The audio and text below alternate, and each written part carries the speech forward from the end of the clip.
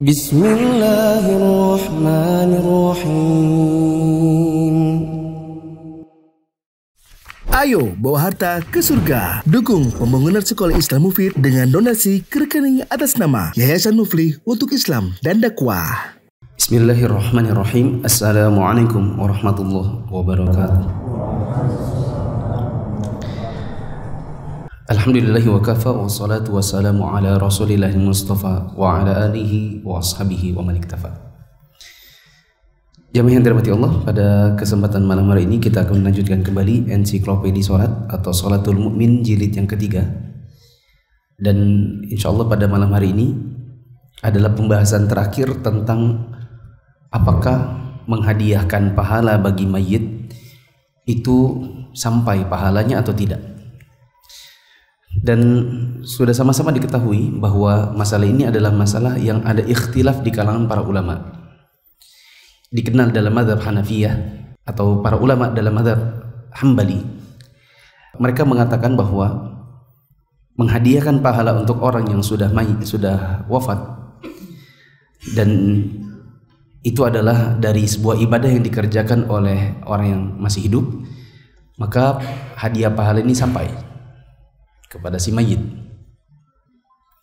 Sedangkan dalam mazhab Syafi'iyah dan juga Malikiyah ada dua pendapat ulama di dalamnya.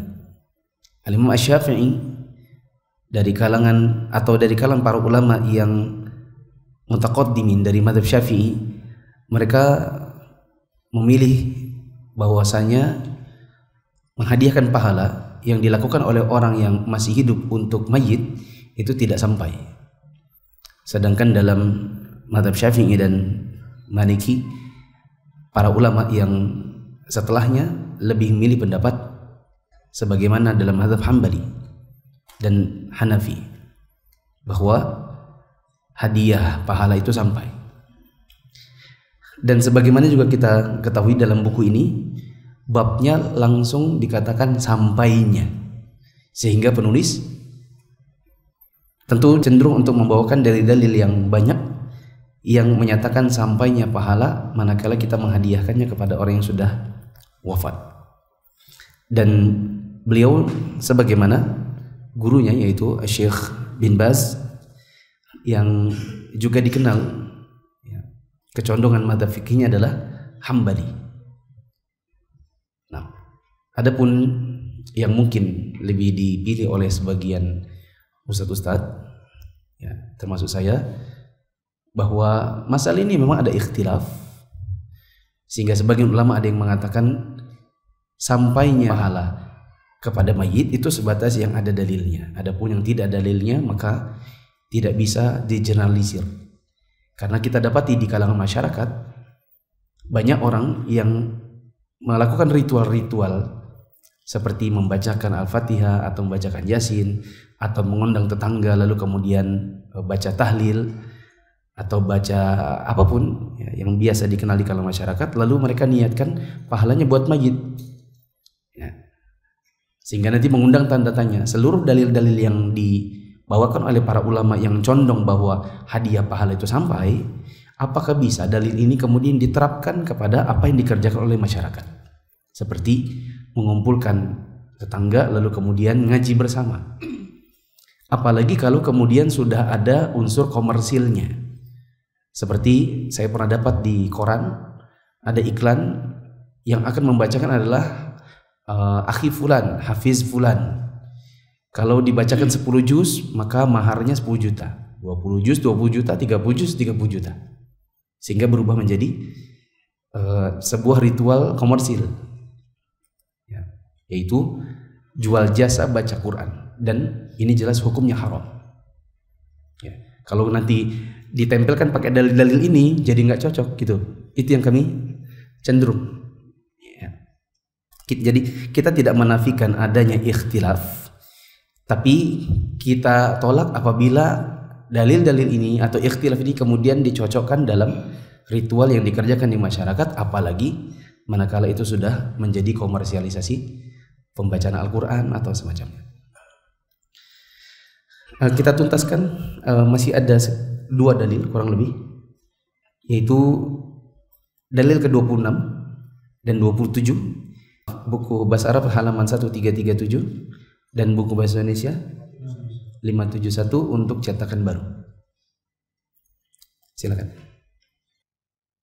Hadis ke-26 atau 22 di buku bahasa Indonesia, terjemahan Hadis Aisyah dan Abu Hurairah radhiyallahu anhuma bahwa bila hendak berkurban maka Rasulullah membeli 2 ekor kambing kibas yang besar dan gemuk, yang bertanduk, warna putihnya lebih mendominasi dari warna hitam, dan yang dikebiri agar menjadi gemuk. Lalu beliau menyembelih salah satunya atas nama umat beliau, yaitu bagi siapa saja yang mempersaksikan ketauhidan Allah serta mempersaksikan penyampaian risalah beliau. Dan beliau menyembelih yang lainnya atas nama Muhammad serta keluarga Muhammad sallallahu alaihi wasallam. Dalil ke-26 adalah perbuatan Nabi sallallahu alaihi wasallam yang menyembelih dengan 2 sembelihan. 1, beliau sembelih atas nama diri beliau dan keluarganya, sedangkan yang satu lagi beliau lakukan untuk seluruh umatnya yang bertauhid dan mempersaksikan kerasulan Nabi sallallahu alaihi wasallam. Dan sebagian ulama ada yang mengatakan Nabi sallallahu alaihi wasallam juga tidak membedakan mana yang hidup mana yang mati.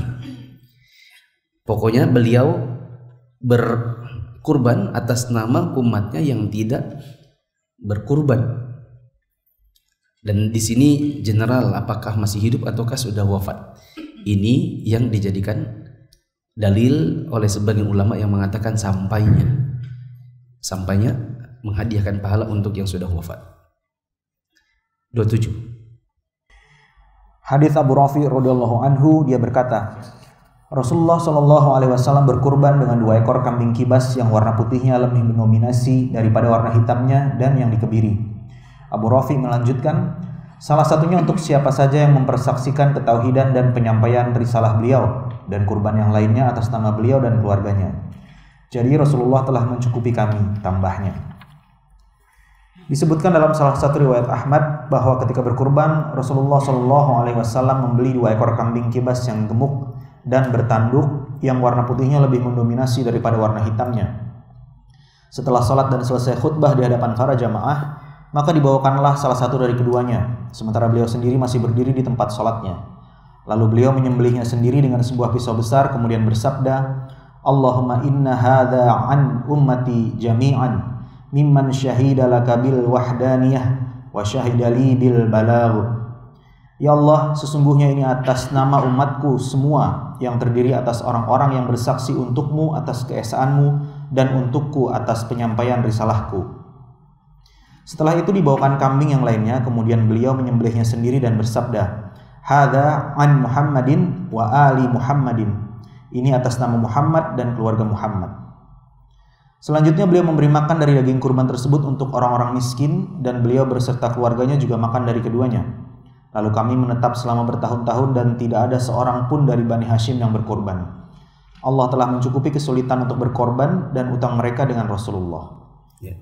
Dalil ini lepas dari masalah kurban, nanti kurbannya yang utama apa, kemudian apa hukum kurban. Karena dalil yang baru saja kita baca, riwayat ini juga dipakai oleh sebagian ulama untuk mengatakan kurban itu sunnah aja, tidak wajib. Dikarenakan Nabi sudah berkurban atas nama dirinya, keluarganya, dan juga berkurban atas nama umatnya yang tidak berkurban. Ini kita skip saja. Nanti akan ada bahasan tersendiri, biasanya dibahas nanti jelang Idul Adha. Tapi yang jelas Nabi SAW berkurban atas nama keluarganya, juga atas nama umat mukmin atau umat Islam yang tidak berkurban. Dan di sini general apakah dia masih hidup ataukah sudah wafat. Ini dijadikan dalil oleh sebagian ulama untuk mengatakan menghadiahkan pahala dari orang hidup buat yang mati itu sampai. Jadi saya juga perlu stressing buat teman-teman, jangan terburu-buru untuk mengatakan menghadiahkan pahala itu bidah. Tolong jangan terburu-buru, jangan karena kita ini semangat untuk menegakkan sunnah dan menghindarkan bidah, lalu kemudian kita langsung itu bidah. Menghadiahkan pahala itu tidak ada dalilnya. Dalilnya banyak. Masalahnya ada ikhtilafnya. Sebagian dari kita karena kurang rinci saat membaca, saking semangatnya untuk memerangi bid'ah, yang ada ikhtilaf di kalangan para ulama, kita pun terburu-buru untuk menstempel bid'ah. Ini juga kesalahan yang lain. Ya, ini ghulu dalam dakwah tentang bid'ah. Karena ini adalah masalah yang ada ikhtilaf di kalangan para ulama. Ya. Meskipun nanti kemudian kita mengatakan kami tidak menolak ini ada ikhtilaf, hanya saja mentanzil atau menderivasi dalil-dalil ini lalu kemudian diturunkan kepada ritual yang dilakukan di masyarakat, baca ini, baca itu, ya, yang bukan bacaan yang syar'i pun, yang tidak ada dalilnya pun dibaca, semua dalam rangka untuk dihadiahkan kepada mayit, kemudian kami tolak. Itu juga nggak masalah. Maksud saya bicara demikian secara rinci, ya. Jangan nanti hanya satu kata bid'ah. Berikutnya adalah penjelasan para ulama, dan tadi saya sudah baca rata-rata para ulama yang dinukil tentu dalam mazhab yang membolehkan menghadiahkan pahala. Siapa? Yang terkenal mazhab Hambali, dan juga Hanafi, dan sebagian dari ulama mazhab Syafi'i dan Maliki. Coba dibaca. Imam Ibnu Qudamah rahimahullah berkata, Ibnu Qudamah ini adalah mazhab Hambali, imam dalam mazhab Hambali. ibadah apapun yang telah dilakukannya dan diniatkan pahalanya untuk jenazah muslim, insya Allah hal itu akan bermanfaat baginya. Sedangkan doa, permohonan ampunan, sedekah, dan penunaian kewajiban-kewajiban, maka aku tidak mengetahui adanya perbedaan pendapat di dalamnya, jika kewajiban-kewajiban itu merupakan hal yang boleh digantikan dalam pelaksanaannya. Ya. Menurut Ibnu Qudamah, dan ini rujukan dalam mazhab Hambali, bahwa kalau kita melakukan sebuah perbuatan baik, melakukan amalan, kemudian kita hadiahkan pahalanya kepada yang sudah wafat, maka ini sampai dan bisa bermanfaat. Ya. Mungkin maksudnya adalah, ya kita misalnya kita baca Al-Fatihah, kemudian kita niatkan itu buat yang sudah wafat, maka ini sampai. Ini menurut mazhab Hambali. Adapun kita mendoakannya, si mayit ini memintakan ampun untuknya, bersedekah atas nama dirinya, kemudian mengerjakan amalan yang memang dibolehkan untuk kita mewakilkannya. Seperti apa kemarin? Memerdekakan budak. Apalagi? Membayarkan atau membadalkan hajinya, umrohnya, nazarnya, utangnya, yang itu memang semua bisa diwakilkan, maka ini tidak ada ikhtilaf. Ya, lanjut.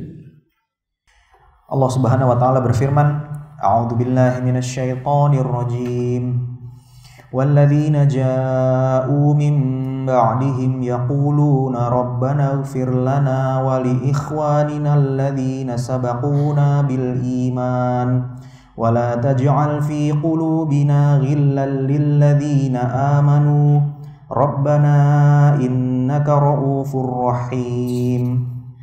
Dan orang-orang yang datang sesudah mereka, yakni muhajirin dan ansor, mereka berdoa, Ya Rabb kami, beri ampunlah kami dan saudara-saudara kami yang telah beriman lebih dahulu dari kami, dan janganlah engkau membiarkan kedengkian dalam hati kami terhadap orang-orang yang beriman. Ya Rabb kami, sesungguhnya engkau maha penyantun lagi maha penyayang. Quran Surah Al-Hasyr ayat 10. Dan hadis dan ayat ini sudah kita baca di awal-awal dari pendalilan penulis tentang sampainya hadiah pahala. Meskipun waktu itu kita sudah sampaikan bahwa dalil ini lebih tepatnya adalah dalil tentang mendoakan pengampunan. Dan mendoakan pengampunan nggak ada masalah. Masalahnya adalah kalau kemudian baca barzanji. Nah, kemudian ini dijadikan dalil untuk baca barzanji. Jadi masalah. Jadi tanda tanya, apakah ayat ini memang bisa dipakai buat baca barzanji buat mayit misalnya? Lanjut. Fa'lam annahu la ilaha illallah wastaghfir li dzambika walil mu'minina wal mu'minat wallahu ya'lamu mutaqallabakum wa mathwaakum. Maka ketahuilah bahwa sesungguhnya tidak ada ilah yang hak melainkan Allah, dan mohonlah ampunan bagi dosamu dan bagi dosa orang-orang mukmin, laki-laki dan perempuan. Dan Allah mengetahui tempat kamu berusaha dan tempat tinggalmu. Quran Surah Muhammad ayat 19. Ayat ini juga sudah pernah kita baca di awal-awal bab, dan sudah pernah saya sampaikan bahwa menjadi tanda tanya apakah ayat ini memang bisa dipakai untuk dijadikan dalil acara tahlilan di rumah orang yang wafat, yang niatnya nanti tahlilan ini dihadiahkan pahalanya buat siapa? Buat si mayit. Ya. Ini doa ampunan yang itu bacaan berzanji itu apa ininya? Ada riwayatnya atau tidak? Tahlilan yang dikerjakan di hari ke-40, 100, 1000 dan lain-lain. Apakah dikerjakan oleh Nabi SAW untuk Khadijah? Apakah Nabi mengajarkan itu untuk anak-anak beliau yang laki-laki yang semuanya wafat sebelum beliau? Bahkan semua anak perempuannya kecuali Fatimah. Apakah Nabi mengadakan tahlilan buat Hamzah? Dan semua jawabannya tidak. Sehingga kemudian ayat ini mau dipakai buat tahlilan nggak bisa. Ya. Begitu. Adapun orang setelah selesai sholat, kemudian dia zikir, kemudian kadang-kadang dia teringat dengan ibunya, kemudian dia angkat tangan, dia doakan ibunya, tidak ada masalah. Ya. Atau misalnya dia di sujud-sujudnya dia doakan orang tuanya, atau misalnya hujan, kemudian dia baca doa turun hujan dan sekaligus mendoakan orang tuanya, tidak ada masalah. Ayat ini bisa dipakai karena mendoakan atau berdoa di waktu-waktu mustajab memang pakai dalil. Masalahnya ngumpul di rumah orang meninggal di hari ke-7, 1000, 100, berapa tahun lagi? 100 tahun ya. Maka itu semua butuh dalil. Apakah ada dalil? Tidak ada dalil. Kalaupun ada dalil, dalil yang dipaksakan jadi dalil.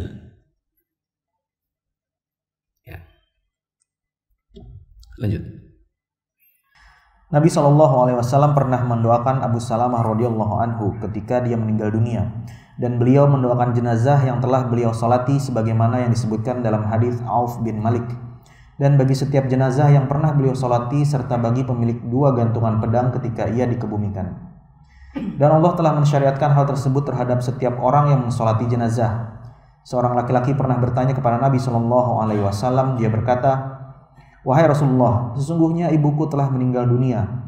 Apakah bermanfaat baginya jika aku bersedekah atas namanya?" Ya, ini juga salah satu dari dalil yang sudah kita baca di antara 1 sampai 27 dalil itu. Terus? Beliau menjawab, "Ya, hadis riwayat Abu Daud. Hal itu diriwayatkan pula dari Sa'ad bin Ubadah." Ya, dan ini adalah riwayat yang mendukung pendapat sampainya hadiah pahala. Tapi nggak ada hubungannya sama berzanjian, sama tahlilan. Lanjut. Diriwayatkan pula bahwa ada seorang perempuan mendatangi Nabi SAW dan berkata, "Wahai Rasulullah, sesungguhnya kewajiban yang Allah bebankan kepada hamba-hambanya dalam ibadah haji telah menjadi kewajiban ayahku. Ia telah tua renta dan tidak mampu duduk di atas kendaraan. Maka apakah aku berhaji atas namanya?" Beliau menjawab, "Bagaimana menurutmu, seandainya ayahmu memiliki tanggungan utang, apakah engkau akan melunasinya?" Ia menjawab, "Ya." Beliau bersabda, "Maka utang Allah itu lebih berhak untuk dilunasi." Riwayat ini juga sudah berlalu. Terus? Beliau pernah menjawab orang yang bertanya kepada beliau, "Sesungguhnya ibuku telah meninggal dunia, sementara ia masih memiliki tanggungan puasa selama 1 bulan. Maka apakah aku boleh membayar puasanya?" Beliau menjawab, "Ya." Ya, ini juga riwayat yang sudah berlalu yang mendukung pendapat sampainya hadiah pahala. Meskipun nanti ada sebagian ulama yang mengatakan ini termasuk di antara yang sampai. Adapun yang tidak ada dalilnya seperti ini maka tidak sampai. Lanjut. Hadis ini adalah sahih dan di dalamnya terdapat petunjuk bahwa semua bentuk ibadah bermanfaat bagi orang yang telah meninggal. Karena puasa, haji, doa, dan istighfar adalah ibadah-ibadah badaniyah. dan Allah menyampaikan pahalanya kepada orang yang telah meninggal tersebut. Maka demikian pula halnya dengan ibadah lainnya. Diriwayatkan dari Amr bin Shu'aib dari ayahnya, dari kakeknya, bahwa Rasulullah SAW berkata kepada Amr bin Al-As, seandainya ayahmu itu seorang muslim, lalu kalian memerdekakan budak atau bersedekah atas namanya, atau kalian menunaikan ibadah haji atas namanya, hal itu akan sampai kepadanya. Ya, dan ini juga sudah berlalu penjelasannya bahwa ini dalil pendukung untuk yang mengatakan sampainya hadiah pahala. Dan sebagian lagi ada yang mengatakan ini yaitu memerdekakan budak, bersedekah atas namanya, haji atas namanya atau badal hajinya, ini diantara yang sampai. Yang tidak disebutkan dalilnya maka tidak sampai. Lanjut. Dan ini bersifat umum, meliputi haji sunnah serta ibadah lainnya. Ya, dan dalam mazhab Hambali dikatakan wa hadza amun fi hajjit tatawwu' wa ghairi. Dan dalil ini meskipun di dalamnya cuma disebutkan memerdekakan budak, bersedekah, berhaji, tapi ini bisa digeneralisir untuk semua haji, baik haji itu haji wajib untuk orang tuanya dengan syarat yang menghajikan itu sudah haji untuk dirinya sendiri, maupun semua ibadah yang lain bisa digeneralisir.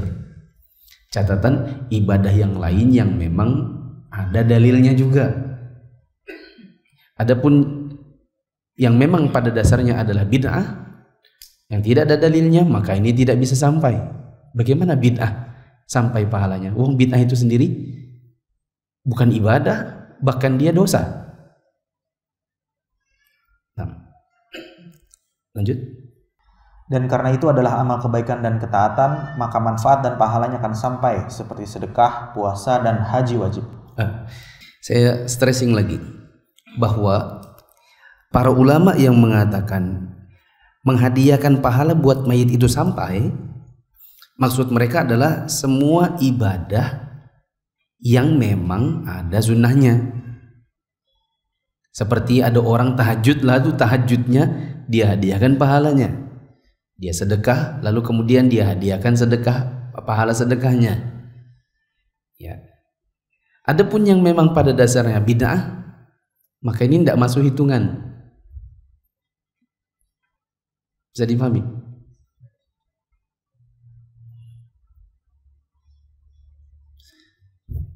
Ya, khawatirnya nanti ada orang begini, bukan khawatirnya, memang begitulah ya. Sebagian orang hadiah pahala itu sampai, oke, sampai di situ oke. Terus mau dilakukan apa? Yang dilakukan ternyata amalannya ada tuntunannya. Nah, di situ salah pahamnya. Jadi kita tidak menafikan tentang ikhtilaf ulama dalam hal ini, dalam soal sampai atau tidaknya hadiah pahala. Tapi masalahnya yang mengatakan sampai itu juga membatasi semua amal yang dianggap kebajikan, yang dianggap sesuai dengan syariat di dalam Islam. Adapun yang tidak masuk maka jangan dimasukkan. Ya, tidak ada urusannya dengan amalannya yang memang tidak ada tuntunan. Misalnya nanti ada orang bersemedi di mana? Kuburan. Atau bersemedi di bawah air terjun 3 hari 3 malam. Terus dia bilang ini pahalanya saya hadiahkan buat bapak saya. Lah itu yang kamu lakukan itu memang ada pahalanya? Oh ini kan di dalam Islam ini termasuk sunnah. Enggak ada, itu bid'ah. Bila kamu niatkan itu sebagai ibadah, malah itu jadi bid'ah. Malah yang ada jadi dosa buatmu. Gitu. Beda kalau oh ini saya puasa sunnah ini saya kerjakan Senin Kamis. Oke, itu ada sunnahnya. Tapi pahalanya buat ibu saya. Itu masuk dalam pendapat yang mengatakan sampainya hadiah pahala. Bisa difahami? Lanjut. Kemudian Imam Ibnu Qudamah menyanggah orang yang berpendapat tidak ada yang sampai kepada orang yang meninggal kecuali ibadah wajib, sedekah, doa, dan istighfar. Ia menjelaskan bahwa kaum muslimin telah menghadiahkan pahala kepada orang-orang yang telah meninggal di antara mereka tanpa ada yang mengingkarinya. Dan karena terdapat hadis sahih dari Nabi SAW, sesungguhnya jenazah disiksa lantaran tangisan keluarganya atasnya. Allah Maha Mulia dari hanya menyampaikan hukuman kemaksiatan kepada jenazah, namun menghalangi pahala darinya. Dan karena Allah yang menyampaikan pahala yang telah mereka serahkan itu, Maha Kuasa untuk menyampaikan pahala yang tidak mereka hadiahkan. dan ayat ini khusus untuk apa yang telah mereka hadiahkan. Ya. Ini pendalilannya sebagian ulama seperti Ibnu Qudamah yang mengatakan sampainya hadiah pahala. Katanya, ya, atau pendapat mereka didukung dengan cara berdalil seperti ini. Kalau mayit saja itu bisa dihukum, bisa diazab gara-gara ditangisi dengan tangisan meratap oleh keluarganya, masa kalau keluarganya mengerjakan ibadah pahalanya gak sampai buat dia? Masa Allah seperti itu? Ada orang meninggal, orang meratap, bahkan dia yang pesan jangan sampai gak meratap, maka mayit ini diazab. Maka Ibnu Qudamah mengatakan, jika dia bisa diazab karena orang meratap, masa kalau keluarganya beribadah pahalanya tidak sampai buat dia? Bisa dipahami? Hanya saja sebagian ulama ada yang nanti membantah, sampai, tapi bila ada dalilnya. Ya, ini nanti bisa dibantah lagi, dibantah balik pendapat seperti ini.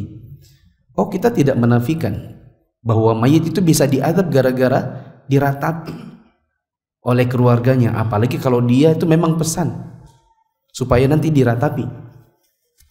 Ya. Dan bagaimana bentuk meratap? Tangis menjerit, termasuk juga dia berpesan agar dibikinkan makan-makan. Bukankah makan-makan di rumahnya keluarga mayit itu termasuk meratap? Jawabannya iya. Itu tidak dinafikan. Maka kita katakan ketika keluarganya beribadah, maka pahalanya juga sampai. Tapi yang ada dalilnya. Yang gak ada dalilnya jangan dibikin-bikin. Seperti itu. Apa contoh yang ada dalilnya? Yang ada dalilnya pas rapat keluarga misalnya dicek bankingnya bapaknya. Masya Allah 1 miliar. Oh, ada tanahnya di sini. Oh, ada rumahnya di sini. Kemudian mereka bersepakat, ini kan bapak belum haji, ayo sisihkan buat hajinya bapak. Itu ada dalilnya. Bisa dipahami? Ya. Oh, bapak ini kemarin nazar kan, kalau sembuh maka nanti dia mau sedekah 50 juta, ya kan? Iya. Nah, itu kan bapak sempat sembuh, berarti kan harusnya bayar nazar.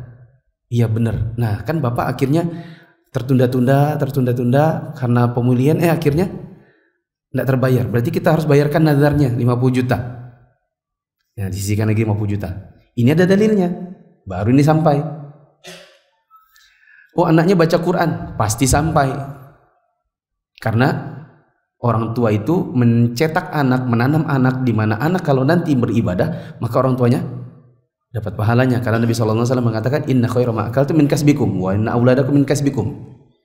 Sesungguhnya sebaik-baik yang kalian makan itu adalah yang merupakan hasil usaha kalian, dan anak kalian hasil usaha kalian. Nah, karena kita ini baca Quran, anak-anak ini, apalagi dulu kita kan pukul sama bapak kalau tidak mau TPA, ya kan? Berarti bapak dapat pahalanya. Betul, karena itu ada dalilnya. Ternyata nanti orang, ayo kita undang tetangga, panggil korinya, nanti setiap orang dikasih amplopnya. Nah, ada dalilnya atau tidak? Jawab sendiri. Yang jelas, kalau seandainya ada acara kematian yang memang itu disyariatkan, pasti Nabi dahulu akan mendului kita mengerjakannya. Karena istrinya, anak-anaknya, sahabat-sahabatnya, keluarganya, banyak yang wafat lebih dulu daripada Nabi. Tapi Nabi tidak pernah mengerjakan apa yang dikerjakan masyarakat di zaman sekarang, ngumpul lalu kemudian sebagaimana dikerjakan bagi orang yang wafat, entah di 100 hari, di 1000 hari, dan seterusnya. Terus, wa allaisa lil insani illa ma sa'a, dan bahwasanya seorang manusia tiada memperoleh selain apa yang telah diusahakannya. Quran surah An-Najm ayat 39. Kami tidak berselisih pendapat mengenai maknanya sehingga kami menganalogikannya atasnya. Imam Ibnu Qudamah rahimahullah melanjutkan, tidak ada hujjah bagi mereka mengenai hadis yang telah mereka jadikan sebagai hujjah, yaitu hadis yang berbunyi, jika seorang manusia meninggal maka terputuslah amal perbuatannya kecuali 3. Karena hadis ini hanyalah menunjukkan tentang terputusnya amal perbuatannya, dan hal ini, yaitu hadiah pahala untuk orang yang telah meninggal, bukanlah amalan perbuatannya, sehingga tidak ada yang menunjukkan tentang hal tersebut di dalamnya. Syekhul Islam Ibnu Taimiyah rahimahullah menerangkan, Syekhul Islam Ibnu Taimiyah juga termasuk para ulama yang di awal-awalnya beliau membangun fikihnya dalam mazhab Hambali. Maka kalau kemudian Syekhul Islam Ibnu Taimiyah dijadikan nukilan atau dijadikan rujukan di sini, maka tentu akan semakin menguatkan pendapat sampainya. Karena Ibnu Taimiyah juga termasuk di antara para ulama yang terbangun pemahaman fikihnya di atas mazhab Hambali. Meskipun nanti belakangan beliau lebih condong setiap pendapat yang mendekati dalil atau yang lebih cocok dengan Al-Quran dan Sunnah, apapun madhabnya. Begitu. Terus? Yang benar adalah bahwa semua ibadah badaniyah seperti sholat, puasa, dan bacaan Al-Quran bermanfaat bagi yang meninggal. Sebagaimana ibadah-ibadah maliyah atau harta seperti sedekah, memerdekakan budak, dan semacamnya juga bermanfaat bagi orang yang telah meninggal berdasarkan kesepakatan para imam. Dan nampaknya yang benar tidak ada kesepakatan para imam. Para ulama berselisih pendapat dalam masalah ini. Adapun dalam mazhab Hambali, betul, ulama-ulama mazhab Hambali mereka condong sampainya pahala bila dihadiahkan. Adapun seluruh ulama mazhab sepakat, maka ini tidak. Lanjut. Imam Ibnul Qayyim rahimahullah menjelaskan. Ibnu Qayyim murid Ibnu Taimiyah, di mana Ibnu Qayyim juga sama seperti gurunya, ya, bahwa beliau membangun pemahaman fikihnya di atas mazhab Hambali. Lalu kemudian nanti dalam perkembangannya setiap ada hal yang ada perselisihan di situ, maka mana yang lebih mendekati kepada kebenaran dari Al-Quran dan Sunnah, maka itu yang diambil, apapun mazhabnya. Terus beliau menjelaskan bahwa roh orang-orang yang telah meninggal dunia dapat mengambil manfaat dari perbuatan orang-orang yang masih hidup karena dua hal. A. Amal perbuatan yang disebabkan oleh orang yang telah meninggal ketika semasa hidupnya. Dan ini sudah berlalu penjelasannya. Teman-teman bisa baca lagi dari awal bab ini. B. Doa kaum muslimin untuknya, permohonan ampunan mereka, sedekah, dan haji. Namun para ulama berbeda pendapat mengenai ibadah-ibadah badaniyah seperti puasa, sholat, membaca Al-Quran, dan zikir. Ya, ini Masya Allah, kali ini pendapatnya lebih rinci. Bahwa ada amalan yang memang dia kerjakan dulu semasa hidupnya, seperti dia didik anaknya, maka ini jelas sampai pahalanya. Ada yang dikerjakan kaum muslimin untuk dirinya, seperti mendoakan, memintakan ampun, membayarkan hajinya atau membadalkannya, maka ini juga ada dalil. Tapi masalah orang puasanya buat yang mayit, ada orang sholatnya dihadiahkan pahalanya buat mayit, orang baca Quran juga nanti dihadiahkan pahalanya buat mayit, maka ini ada ikhtilaf. Terus Imam Ahmad dan mayoritas ulama salaf berpendapat bahwa hal itu sampai kepada orang yang telah meninggal. Ini juga merupakan pendapat sebagian murid Abu Hanifah. Kemudian Imam Ibnul Qayyim rahimahullah berkata, dalil bahwa orang yang telah meninggal dapat mengambil manfaat dari selain amalan yang jenazah memiliki andil di dalamnya berasal dari Al-Quran, Sunnah, Ijma, dan kaidah-kaidah dasar syariat. Ya, dan beliau mengatakan pada kesimpulannya, وَالدَّلِيلُ عَلَى إِنْتِفَاعِهِ بِغَيْرِ مَا تَسَبَّبَ فِيهِ الْقُرْآنِ وَالسُّنَّةِ وَالْإِجْمَاعِ وَقَوَاعِدُ الشَّرْعِ. Dan dalil bahwa mayit itu bisa saja dapat pahala dari apa yang dikerjakan oleh orang lain, bukan oleh dirinya. Itu semua didukung dengan dalil-dalil Al-Quran, Sunnah, Ijma', dan kaidah-kaidah syariat. Catatan, tentu yang dimaksud di sini adalah amal ibadah yang memang ada tuntunannya. Adapun bid'ah tentu tidak akan mungkin disepakati oleh para ulama. Tidak mungkin akan disetujui sampainya pahala. Wong bid'ah itu sendiri adalah dosa. Terus? Kemudian Ibnul Qayyim menyebutkan beberapa dalil perihal sampainya pahala doa, sedekah, puasa, dan haji bagi jenazah. Dan dia menyanggah orang-orang yang menyalahi hal tersebut. Selanjutnya ia berkata, nas-nas ini saling mendukung atas sampainya pahala amal-amal yang dihadiahkan kepada orang yang telah meninggal jika orang yang masih hidup melakukannya atas namanya, dan ini adalah kias murni. yaitu karena pahala itu adalah hak bagi yang beramal. Maka jika dia menghibahkannya kepada saudaranya yang muslim, hal itu tidaklah mengapa, sebagaimana seseorang diperbolehkan untuk menghibahkan hartanya semasa hidupnya dan pembebasan kepemilikan harta baginya setelah kematiannya. Ini pendalilan yang lain yang juga perlu dicermati dan menarik ya. Pendalilan ulama yang mengatakan sampainya pahala adalah kan pahala itu punyanya. Dia beramal, lalu Allah kasih dia pahala, kan berarti pahala itu sudah punyanya. Kalau kemudian dia hibahkan, sebagaimana kalau dia punya harta lalu harta itu dia hibahkan, maka bisa saja sampai. Begitu. Terus dinukil di dalam kitab Ar-Radul Murbi. Ya, dan ini adalah salah satu rujukan dalam mazhab Hambali. Apa katanya? Ibadah apapun seperti doa, permohonan ampunan, sholat, puasa, haji, bacaan Al-Quran dan lainnya yang dilakukan oleh seorang muslim dan dia meniatkan pahalanya untuk seorang muslim yang telah meninggal atau orang yang masih hidup, maka hal itu bermanfaat baginya.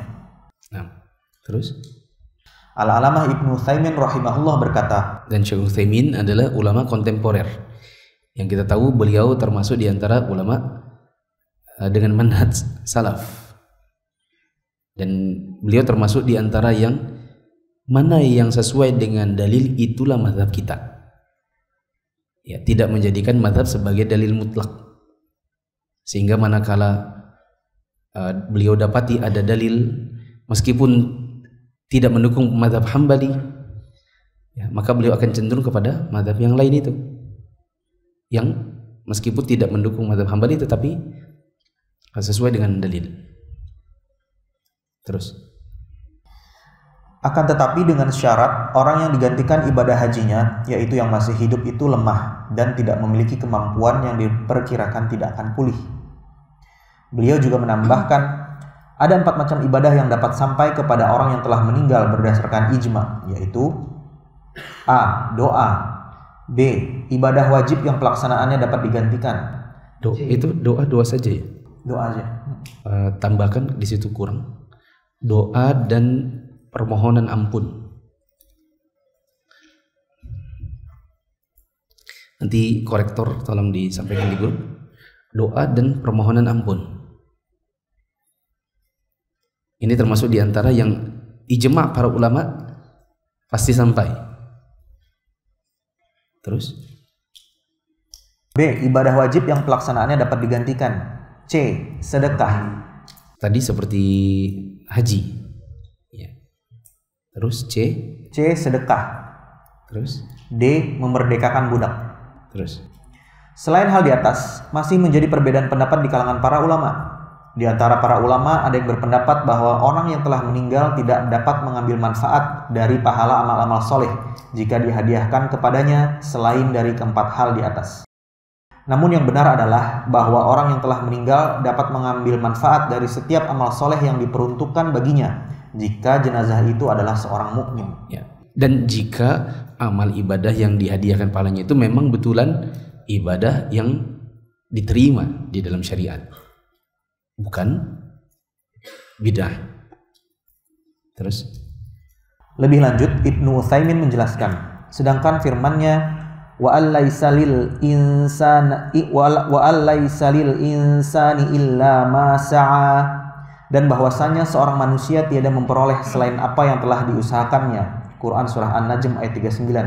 Maksudnya wallahu a'lam adalah bahwa seorang manusia tidak berhak atas usaha orang lain sedikit pun, sebagaimana dia tidak menanggung dosa orang lain sedikit pun. Dan bukanlah yang dimaksud yaitu bahwa pahala amal orang lain tidak sampai kepadanya, karena ada banyak nas yang menjelaskan tentang sampainya pahala amal seseorang kepada orang lainnya, dan dia dapat mengambil manfaat darinya jika orang tersebut meniatkannya. Kemudian Al-Alamah Ibnu Utsaimin menyebutkan beberapa dalil yang menunjukkan sampainya pahala doa, sedekah, puasa, haji, dan kurban bagi orang yang telah meninggal. Dan dalil-dalil ini kalau dikumpul sebagaimana yang sudah berlalu ada 20 tujuan. Banyak ya? Banyak tidak? Banyak dalil yang mendukung. Dengan catatan sampainya pahala ini yang memang dari ibadah yang memang disyariatkan. Terus Lalu beliau menyanggah pendapat yang mengkhususkan hal tersebut hanya bagi anak kandung. Beliau menjelaskan bahwa terdapat dalil yang menunjukkan bolehnya melakukan ibadah haji atas diri orang lain sekalipun bukan dari anak kandung, yaitu bahwa Nabi pernah mendengar seorang laki-laki mengucapkan, "Labbaik an Syubrumah, aku penuhi panggilanmu atas nama Syubrumah." Nabi bertanya, "Siapakah Syubrumah itu?" Ia menjawab, "Saudaraku atau kerabatku." Beliau bertanya, "Apakah engkau telah melakukan ibadah haji untuk dirimu sendiri?" Dia menjawab, "Belum." Maka beliau bersabda, "Lakukanlah ibadah haji untuk dirimu sendiri, kemudian untuk Syubrumah." Lebih lanjut, Ibnu Utsaimin menjelaskan bahwa boleh melakukan ibadah haji atas nama orang yang telah meninggal, baik yang wajib maupun yang sunnah berdasarkan hadis ini. Karena Rasulullah tidak meminta penjelasan rinci kepada laki-laki tersebut mengenai ibadah hajinya atas nama Syubrumah, apakah haji sunnah ataukah haji wajib. Dan apakah Syubrumah itu masih hidup atau sudah meninggal dunia? Ya, Nabi juga tidak nanya, itu Syubrumah itu hidup atau mati? Sebagaimana Nabi tidak merinci, ini adalah kurban dariku dan dari keluargaku dan juga dari kaum mukminin. Ya. Dan Nabi tidak merinci yang masih hidup atau yang sudah mati aja.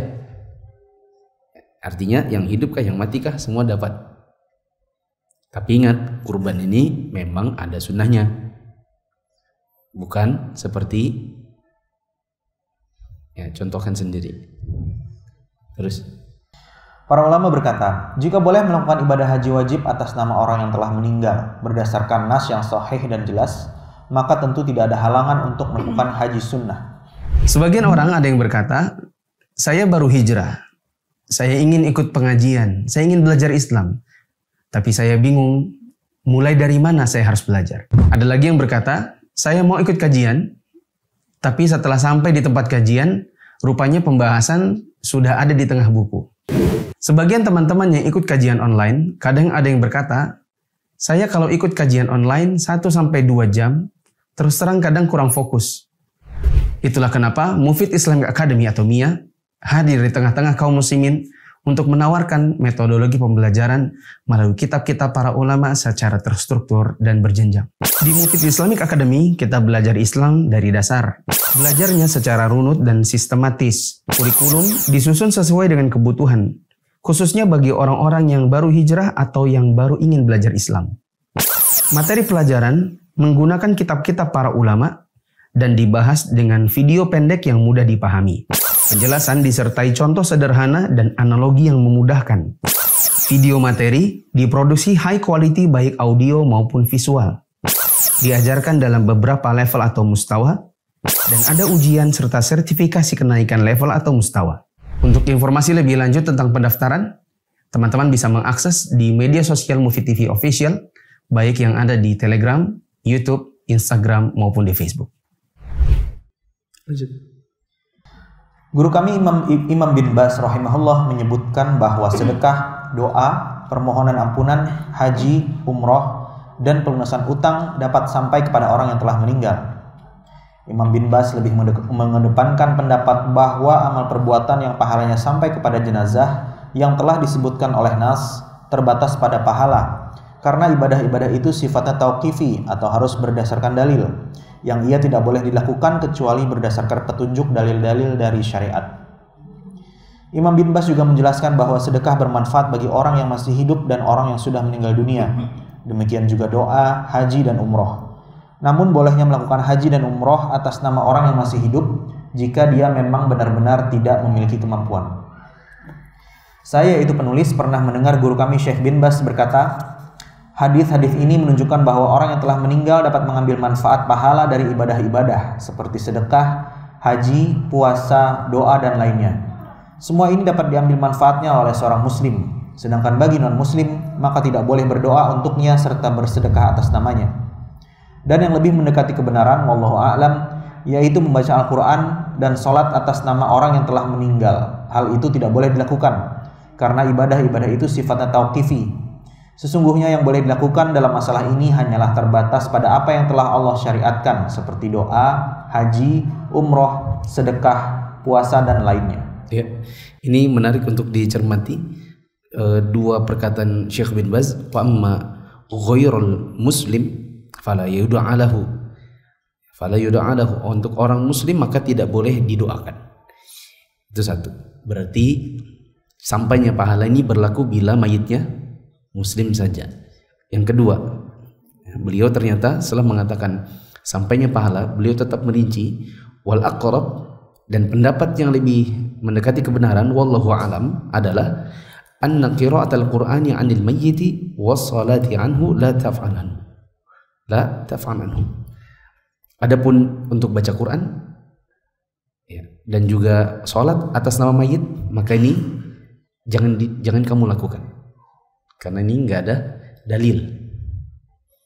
Ya kan? Dan ini semakin menunjukkan apa yang saya sudah sampaikan 4 pertemuan terakhir ini, tambah 5 kali sama Ustadz Azmi. Intinya adalah ibadah itu sampai bila hanya terbatas pada yang ada dalilnya saja. Terus pendapat yang disampaikan oleh guru kami Syekh bin Baz adalah pendapat yang lebih rojih atau utama, dan bahwa ibadah-ibadah itu sifatnya tauqifi. Dalil-dalil telah menjelaskan mengenai penghadiahan pahala ibadah terdapat pada masalah. Ya, berarti kesimpulan akhir, perhatikan kesimpulan akhir. Apakah manakala kita beribadah lalu kita hadiahkan pahalanya itu akan sampai kepada mayit? Jawabannya, jemaah, sudah nyala nih menit iqamatnya. Konsentrasi. Bila nanti kita ditanya, apakah kalau kita beribadah lalu pahalanya kita hadiahkan buat mayit, apakah sampai pahalanya? Jawabannya ada ikhtilaf ulama. Sebutkan madhab yang mengatakan sampai. Hambali, Hanafi, sebagian ulama Maliki dan Syafi'i. Sebutkan yang mengatakan tidak sampai. Sebagian ulama Syafi'i dan sebagian ulama Maliki. Terutama Imam Syafi'i sendiri mengatakan tidak sampai. Jadi bagaimana? Jawabannya tetap ada ikhtilaf ulama. Tapi apa yang lebih tepat? Apa yang rojih? Yang rojih adalah sampainya pahala yang memang ada dalilnya. Sampainya pahala kepada mayit jika memang ada dalilnya. Baik amalan itu yang dia kerjakan sendiri dulu waktu masih hidup lalu akan terus berlanjut pahalanya sampai hari kiamat, maupun yang dikerjakan oleh orang lain atas nama dirinya. Selama ada dalil maka sampai. Yang tidak ada dalil maka tidak sampai. Dengan kata lain, jika ada orang mengatakan saya menghadiahkan pahala untuk fulan yang sudah meninggal, tapi ternyata ibadah yang dia kerjakan adalah bid'ah, maka apa yang mau sampai? Bid'ah itu adalah dosa. Jadi apa saja yang memang jelas sampai? Nah, di sini kesimpulan akhirnya. Apa saja? 1. Doa. 2. Haji yang wajib dan yang sunnah. Cuman ada yang kurang di situ, doa dan permohonan ampun. Tapi itu kurang bukan dari bukunya, bukan dari terjemahannya. Di bukunya pun juga ada. Ini perkataan Syekh bin Baz. Tapi maksudnya yang dimaksud adalah doa dan permohonan ampun. Itu jelas ada dalil.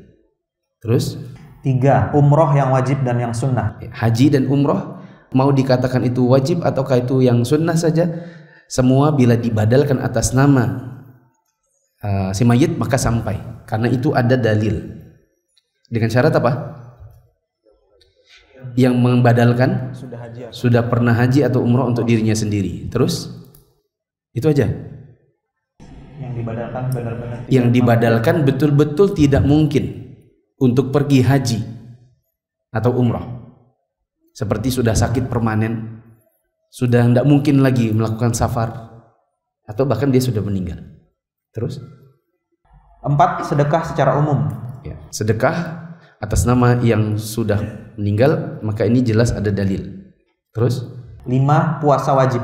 Puasa wajib di sini mungkin maksudnya adalah puasa Ramadan. Puasa Ramadan yang orangnya masih ada utangnya. Jadi mungkin maksudnya adalah utang puasa. Utang puasa, misalnya ibu kita tidak puasa pada tahun sekian karena sakit di rumah sakit. Terus sempat sembuh. Beliau bilang, tapi saya belum bisa puasa, nanti dulu. Ternyata setelah sekian lama wafat dan masih ada utang puasanya. Maka ini dipuasakan oleh anaknya atau ahli warisnya atau kerabatnya. Maka ini sampai karena ada dalilnya. Terus 6. Memerdekakan budak. lanjut. 7. Dan kewajiban-kewajiban yang menjadi tanggungan orang yang meninggal, seperti nazar, kafarat, dan ibadah-ibadah lainnya yang telah dijelaskan oleh nas. Wallahu a'lam. Ya, begitu juga nazar, bayar kafarat, karena itu semua ada dalilnya, maka itu pun sampai pahalanya untuk mayit. Wallahu a'lam bishawab. Selesailah untuk masalah ini. Karena sudah habis waktu, nggak mungkin lagi ada tanya jawab. Demikian, subhanakallahumma wa bihamdika asyhadu an la ilaha illa anta astaghfiruka wa atubu ilaik. Wassalamualaikum warahmatullahi wabarakatuh.